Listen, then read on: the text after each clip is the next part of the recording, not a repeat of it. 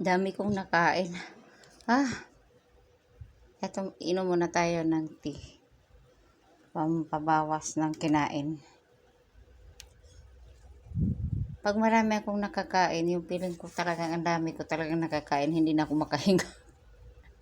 Minom ako ng tea. Pang ano yun pampababa agad ng kinain.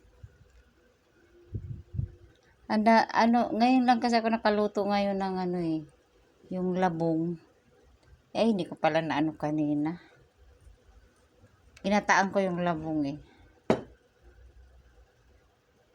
Kaya napakarami ng kain. Tanggalin ko na. Itim na